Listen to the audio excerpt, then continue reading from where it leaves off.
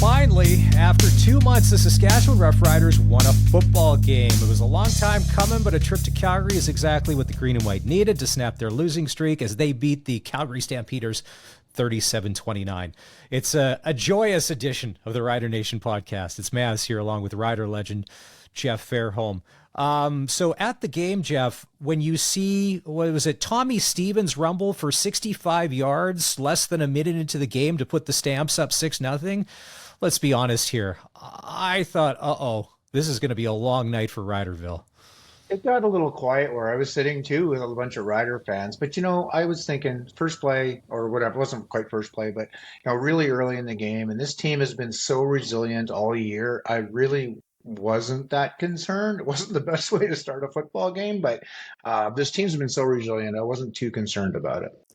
I had no idea what to expect going into the game. I mean, we hadn't won in over 2 months, 2 calendar months. We were, 6-1, crazy week on the practice field. Were you ever part of that where the coach kicked you off the field, took you into the locker room, chewed you out, and then brought you back out? Or I guess they came out on their own. Had you ever been through I'm sure there's a lot of you-know-what chewings, but to that degree where you got taken off the field?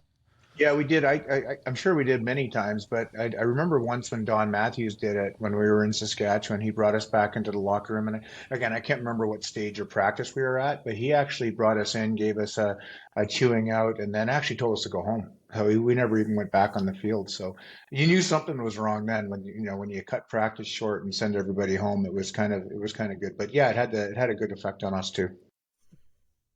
It's even better. We're getting out of practice and we get to go home. It'd be one thing if you're like, okay, now we're going to work out inside. We're going to go watch more film. We're going to be like, that's like winning the player lottery, especially at this time of the year. Well, as a player though, that when they do that, it's pretty serious. So, even though, it's nice to go home a little bit earlier, but I think it's serious. So it's not such a good thing. Well, probably the craziest story of the game. So Monday at practice, we're not supposed to call him Rock. Ryquell Armstead shows up. He was a cut of the Ottawa Red Blacks, and he got cut after the September 3rd game when they were out playing in Victoria. I don't know if it was, is it discipline or lack of discipline, or it was a character thing. Anyways, they parted ways. He hadn't played in 3, almost 4 weeks. There was no chance of him playing earlier in the week. And then on Friday night, he is the starting running back because Frankie Hickson gets put on the 1-game injured list, and he rattles off 25 carries for 207 yards, the 4th best rushing game in Rider history. There's no way anybody could have saw that coming. I certainly didn't. I actually said that I was a little concerned with a running back coming in with very little practice with the playbook, and I was concerned about his protection details and his responsibilities, but. Wow. Yeah, he came in. He had some great fresh legs. I love the way he ran. Oh my God, he ran. There were a couple times where he actually was going upfield and he went sideways and went out of bounds and lost some yardage. So I think it was only 2 plays, but boy, other than that, he was running hard. And as any running back should tell you, let's not forget the offensive line. These guys were opening holes. They were firing off. That's the best offensive line play I've seen in a long, long time. A lot of people are saying that the MVP of the Riders, forget the players, it's Edwin Harrison coaching this. If you were to say makeshift, I would say this is makeshift, but version 2.0 of makeshift because they've already gone through a complete shuffle. So to have that kind of continuity with a bunch of essential strangers, only the second game that all 5 of them had played together was outstanding. Let's go back to something there. Talking about the running, we haven't seen a running back in Rider Nation, and I guess Jamal Morrow a little bit, somebody that could be going north-south, but that can cut effectively east-west. We haven't had a dangerous runner like that in a long time, and you're like, wow, this is an aspect. Now that we've seen it, you really realize we've really been missing.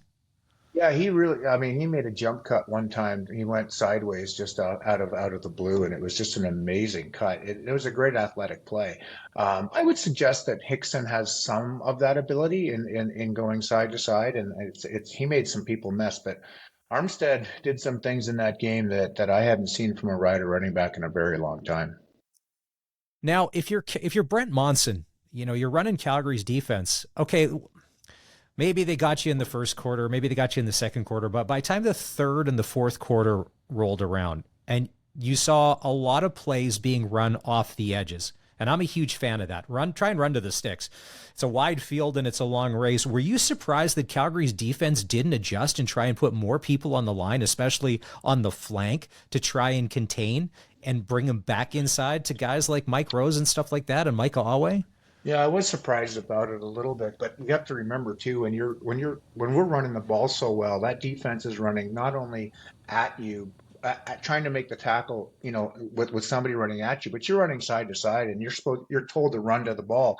So I think that defense got a little tired earlier than anyone would have expected, and who would have expected a running game like that? I'm sure Calgary didn't, but I'm sure that they got a little tired, and we just kept going with it. And when you have that much success as an offensive line and a running attack, you start to believe, right? You start to say, "My God, we can do anything with this." So they were really pushing downfield. I think we could have done absolutely anything in the second half, including running the ball, and I don't think they could have stopped us.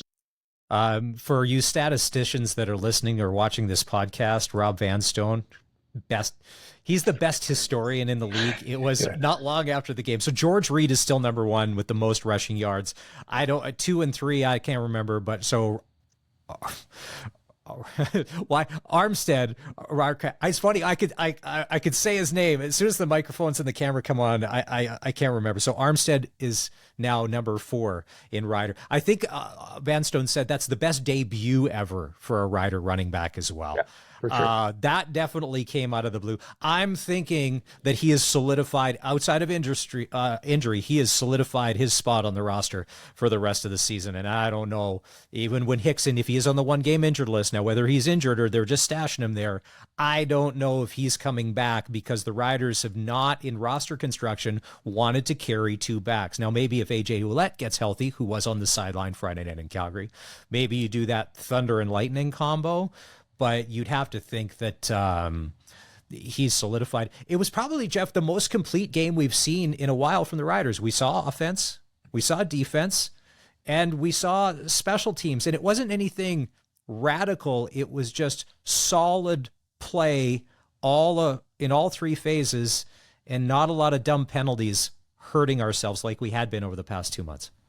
I'm going to give you a yeah, but to that. I think that the defense played okay in the first quarter and a half, but I'm concerned about our defense. I really am. Oh. I think I was watching, this is the first game I'd actually seen live, so I was able to sit high and I watched a lot of the defense.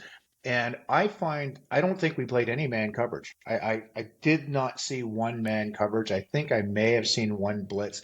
I'm getting really concerned about all the zone coverage on such a big field.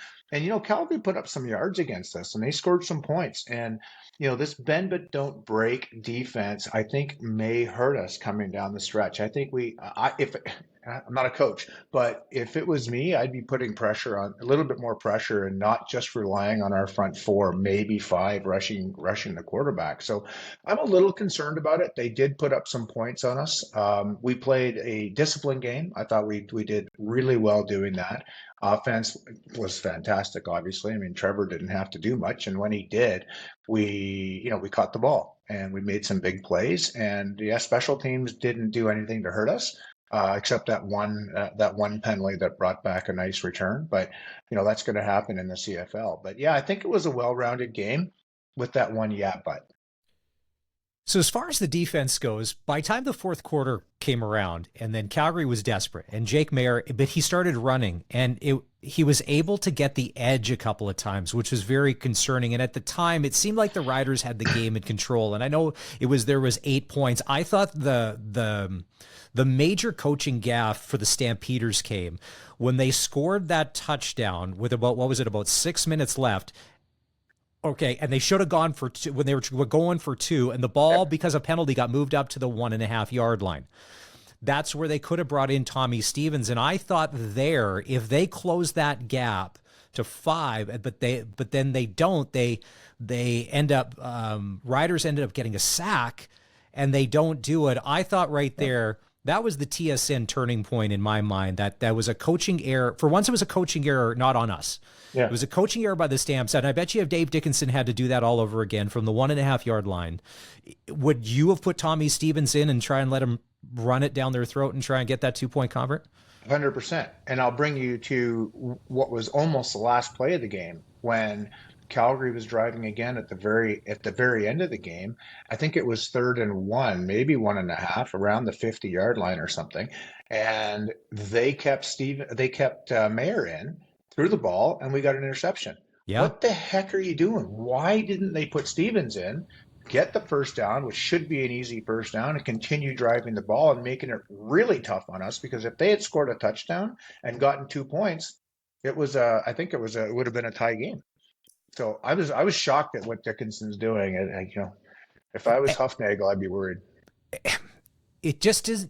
There's a lot of things this year that just don't seem like normal Dave Dickinson protocol. And Friday night we saw it. Normally his decision making is some of the best in the league when it comes to game management and just sort of knowing. But yeah, when they left Mayer in to be like, and the game, and I get it, the game is on the line, but like I think it was early in the game, TSN flashed like Tommy Stevens. I think he's only been stopped once, maybe twice all season in short yardage situation. It's pretty much a lock.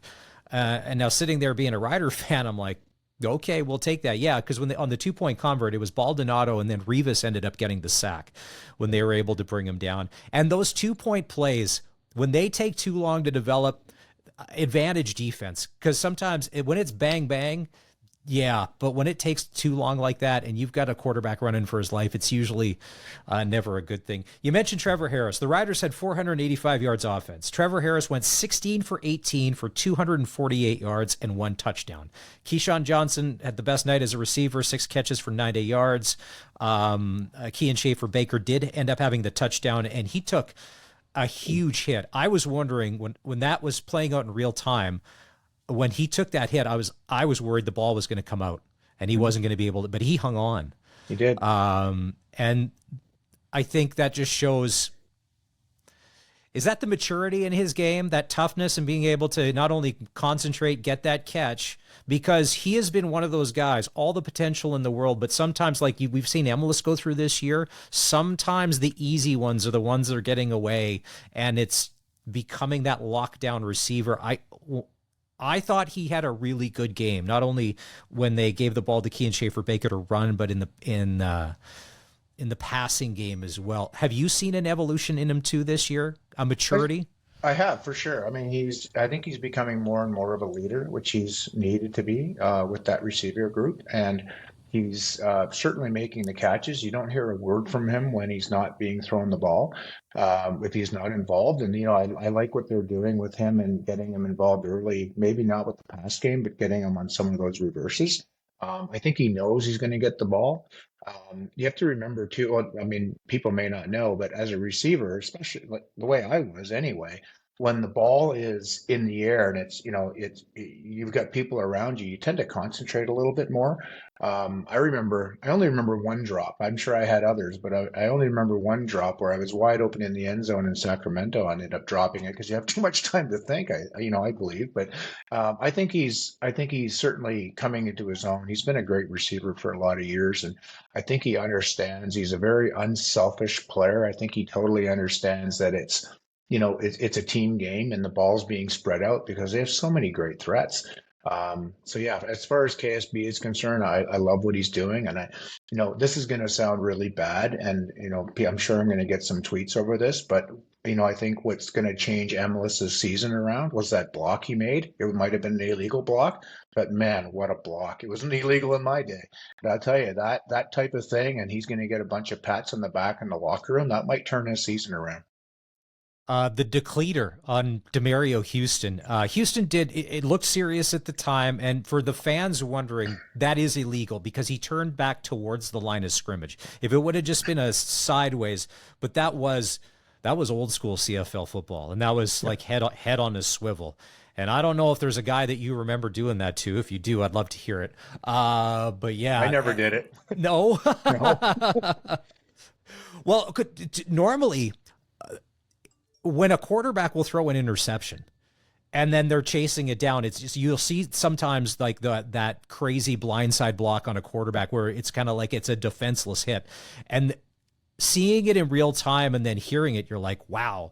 And yeah, if that's the thing that gets him fired up, because he has been good, but at times inconsistent. And the thing with Kean Schaefer-Baker, if we can ever get him on the field to play a full 18 game season and consistency that way, and then just turn into that the go-to, like remember with Durant and Getzlaff, just like there was that go-to guy, just like, you were the go-to guy when we need a first down, when we need 4 yards, 6 yard, 8 yard, like just becoming that solid go-to.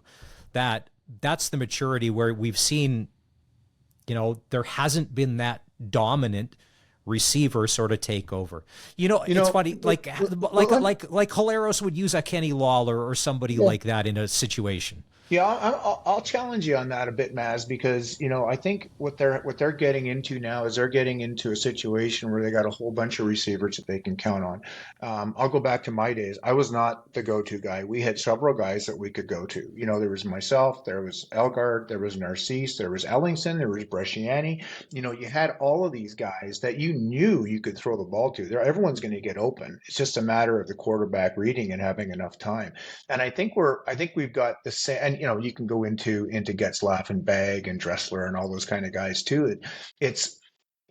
We're getting into a situation where I think Trevor is really becoming comfortable with just about anybody that's on the field.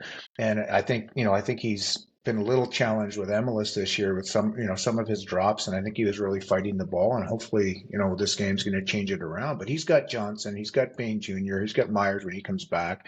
He's got a running back running backs that can catch out of the backfield. So, I don't necessarily believe in that one guy, because we've got a whole team of receivers that can do that. So I've never been, and I'm sorry to challenge you, I've just never been I've never been that kind of believer in having one guy to go to, because it's easy to defend. I guess maybe it's funny, winning cures a lot of things, and maybe over the past couple of months when we were just trying to scratch and claw and fight to get anything for a win, where it's been that one or two plays where that one guy, that one drop that could have kept the drive going. It's funny that you mentioned Narcisse. Now, I know Ajo got hurt early in the game, but does his not, like, he wears number 80, does his body type and structure and the way he wears his uniform and just how he looks in equipment, does he not remind you of Narcisse? Because I sure see that from a little bit.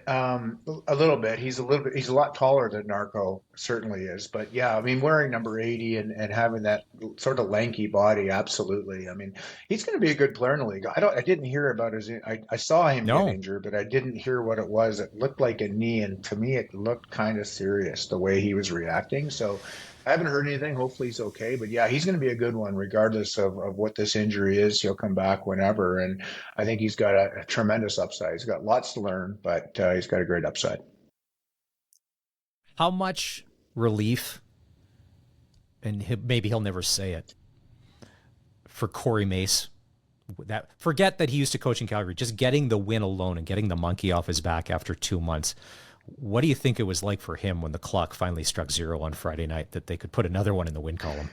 Oh, what a sigh of relief, I'm sure. Yeah, I mean, the whole thing, that was actually really lost. It may have been in Regina, a lot of talk about Corey Mace and Mueller coming back to Calgary to face their old team and stuff, but I didn't hear anything about it. Everything, and rightly so, everything was about, we need this win, because if they didn't get this win, wow, it could have been really bad. This was as much of a must win as a do or die playoff game, as far as I'm concerned. So I'm sure Corey, I don't know, I'm sure they fly home, I guess, but I'm sure when he had a chance to relax and sit down, I'm sure he was thinking to himself, thank God we got this win, because this could catapult them into a whole other level throughout the rest of the year. And I'm going to talk about something that I heard a lot of in the last week. I heard it on the pregame show when I was on, for my 10 minutes, where people are saying, well, if only, Edmonton could lose so that we can sneak into the playoffs. I'm sick of it. And I'm going to say it again here on your show. I'm sick of the rhetoric. I'm sick of that thinking. What Saskatchewan fans and players, hopefully they're thinking the way I'm going to say, forget backing into the playoffs. Forget hoping that other teams lose. Go and get first place. Whether that's doable or not, I don't know. But if all you have to do is win out, and if other teams happen to win and they beat you and they get first or second, so be it. But let's not back into the playoffs. That's not going in a level of strength. Let's go in, being positive, moving forward, and going for first place because you don't know what's going to happen. I 100% agree with you. Like, if that were the situation, great. But you got to win your way in, because if you do get in the playoffs and you've backdoored and because you played bad football and you have one, you're going to get trucked in that first game. And it's not going to be pretty. And it's almost like you didn't deserve to be there. Like, Right. you have to be going in on your own merit. Hey, sometimes you need the football gods and a few breaks, but I agree with you. Friday night was a must win, and it was a playoff game. Everything is a playoff game going forward, because now, it's funny, Friday night in the press box, who was I chatting with? Somebody said, by this point of the season, you know who your team is. Oh, yeah. And like, you're loaded for bear or you're not. Like, I see Hamilton now, and it's too bad that Hamilton is almost too far out of it. But Bo Levi Mitchell is playing some incredible football for the Ticats and has to be at least considered for the MOP in the East. And I know that Montreal has got a way better record, but Bo is showing that when it's mattering, or when it matters most, he can play some good football. And the same thing for the Riders. They need to get hot.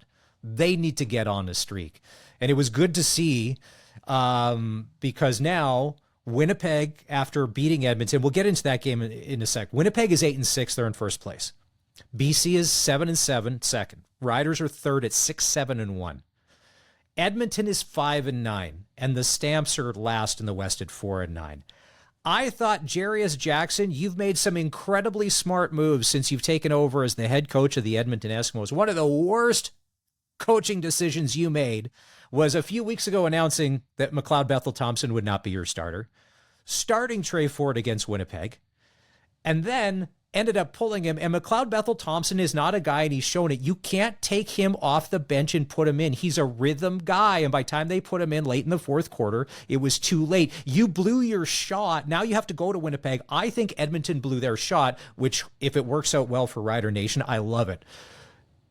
You question that coaching move as well? Not going with your hot-handed quarterback? I do, and I question where it came from. Is it his decision? I mean, they've got a new owner there now, and that new owner may have said, "Trey Ford's our future. I want to play Trey Ford. It might be better for tickets, although winning is better for tickets." So I wonder, did it come down from the new owner, or is that Jarius Jackson? I don't know. It's a tough one to figure out. And Edmonton's been in such disarray for so many years now, and like I said, with that new owner, it may not have been Jarius's decision. So they have to go in to play in Winnipeg this week. And I mean, if they win, okay, well, that's one thing. And then the Riders are there October the 5th. And that, I don't necessarily know that the Stamps are going to be able to get it together. The Eskimos are kind of who I think we have to worry about. And it's not the Calgary. Not the Eskimos, the Elks. Oh, sorry. Pardon me. The Elks. Ah, it's a good thing one of us on here is politically correct. I don't. Do you see the Stamps making a late rally and making this a 3-team race for third, or do you think that their problems are bigger than what they can handle for this season, and they're gonna have to hit reset in the offseason? Yeah, there's something wrong in that locker room, I think, and I think Dickinson taking on the general manager and the head coach role is too big for him.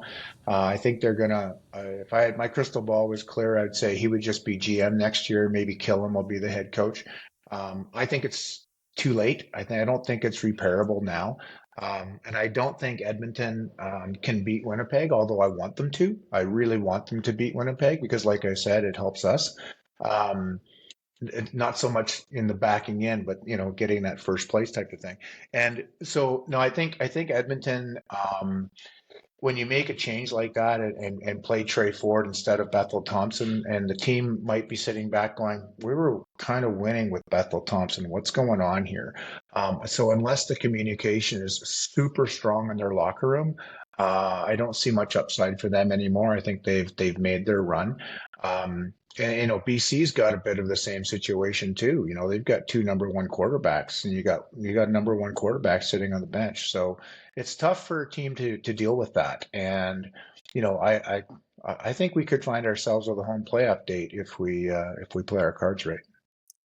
Ottawa Redblacks will come to Mosaic Stadium. It's an early game on Saturday. That's a game that we have to win. I know Ottawa hasn't played great. Drew Brown has been pulled in consecutive games, and Jeremiah Masoli has come in. I don't know. Ottawa just seems, for how good they looked in some games earlier in the season, and the last couple games, they just kind of look like I don't know if it's run out of gas, they're out of answers, but once again, to me, all of our games are must win. This, especially since it's at home, and our record at home is 3-3. This is must win territory for you as well. Like we can't. There's no room left for error for us. No, there isn't. It's not as much a must win as this past Calgary game was. It's a good to win. I mean, it's at home. We need to get the fans back and get them excited about this team. I think we need to, beating a good Ottawa team who is I think they're securely in second place Yeah. in the East. I think beating a relatively good Ottawa team will really help get the fans back. And then, we've got some really good home games coming up that'll be, I think, more crucial to our playoff picture than this one will be. But like I said, it's home. We need to pack the stadium. We need to get people back in there and get excited about this team because, like you said earlier, this is when the season starts. This is when it gets fun. Everyone's going to be vying for their playoff spot, and you always want to go into the playoffs hot. Our home schedule. So we have Ottawa. Calgary's still going to come to town. But the game for me that's circled, that's Plaza weekend, is when the BC Lions come to town. Because the way it kind of looks, Riders are in the playoffs. The BC Lions, they're going to play them somewhere along the way. That's the measuring stick. And how are we going to measure up? Like you said, a team with two number one quarterbacks. If things aren't going well and Nathan Rourke keeps throwing interceptions, they can easily throw in Vernon Adams, and he's got his own skill set. To me, that is the big test. Not that saying that we don't have to win that game in Edmonton when we go up there, but that game against BC on the 12th, I think for us, that's where we're going to find out what this team is really made of.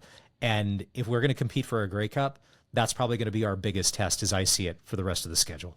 Well, we're certainly gonna, we're gonna see BC. The way it's shaping up right now, we're gonna see BC and Winnipeg in the playoffs. So you're right. On one hand, it's always nice to be able to beat a team that you're probably going to see in the playoffs. But I'll bring you back to 1989, where we went into Edmonton and got beat up really bad in the last game, and then went to Edmonton in the final and actually beat them quite handily. So, it doesn't really say that much about a team, but it is nice to have that feeling going in, especially when you haven't won that many games. And I think we can run the table here. And if we do, I think we're going to be in a perfect situation to be at least have a home playoff date. But they're all important. Every coach will say that. But I agree, it's going to be a fun one against BC. We've got to take care of business. We got to beat the teams that are below us in Calgary and Edmonton. So otherwise those are 4-point games, as they say. So we've got to be really careful about that. They're all really important right now. Isn't it amazing? And we're taping this 48 or whatever, less than 72 hours after the Riders. Doesn't winning cure a lot of things? Like, don't you just feel a whole lot different now that we've managed to win a football game? It was more than two calendar. It was 2 months and 1 day. It was from July 19th to September 20th in between wins. Now, if you would have said that at the start of the year, it'd be like, oh, there's going to be some good times at the start, but then we're going to go through a real rough patch. But then you're like, what? No. And you well know, football seasons ebb and flow. I don't know if that was an ebb or a flow, but that was a long skid, and it's amazing what a win can do just collectively for Rider Nation. Well, it was tough. Hey, I'm a Rider fan, and it was rough. However, I never lost faith in this team, and I talked to people. I was up in a box, lucky to be nice and warm during the game, but I was up in the box, and I was telling people, I've never lost faith in this team. All we need to go, this team has never given up. Nope. Never given up. Nope. And this is the first they don't time quit. they don't quit. And they may make some bonehead mistakes, and that's going to happen. But this team has not given up, and this is the first game we've won post Labor Day in 3 years. So Ooh, think about that. ooh. I don't think we won one over the last 2 seasons. So, but That's not a good stat because there's a lot nope, of games after Labor Day in the CFL. I Like know. as you said, the important ones. So Yeah, absolutely. So we won, and I never gave up on this team, and I don't think this team ever gave up on themselves. So any fans that are giving their tickets away or selling their tickets for this next home game are crazy, because this is a fun team to watch. The CFL is a fun game, especially this year. You've got so many ebbs and flows, and even though we won the first five, it's probably the worst thing that could have happened because it gave us some hope. But what gave me hope was, like I said, this team never quit. They've been playing through injury. This offensive line, like we talked about earlier, has been fantastic. And you know what? I got to shout out Furland. We joke about the MOP being the offensive line coach, and rightly so. But Furland, my God, this guy has played every position on the offensive line and has starred in it. Nobody's talking about him. And we also won this game with Milligan out. So there's a lot of hope here, guys. If we start getting some people back and start getting some consistency, there's a lot of hope in this team, and I feel good about it. all right, we'll wrap on this. So when Jeff Fairholm is walking through the crowd that is full of Rider Nation and Rider fans, you still getting recognized. People still want pics, autographs. That's got to do something to the ego on the inside, right? Yeah, I hope I don't have much of an ego, but yeah, it always feels good when someone recognized me. But I came down out of the booth at halftime because I saw someone had my jersey on, and I knew him, and I went and gave him a hug, and he got a picture. But other than that, I'm too old. I don't look anything like I did when I played. So I had hair back then, Maz, as I'm sure you did, and it's just one of those things. It's nice to be recognized, but I'm just a fan now, and happy to give my opinion when I'm asked. All right, it's Jeff Fairholm. This is another edition of the Rider Nation podcast. If you want to follow us on Twitter or on X, as they're calling, God, I'm all old names all over this podcast. You want to follow us on X, it's at SportsCage, and if you want to check us out at our YouTube channel, it's at sportscage.com. Next up for Saskatchewan, the Ottawa Redblacks. I still think it's a must-win. We'll find out. Thanks, Rider Nation.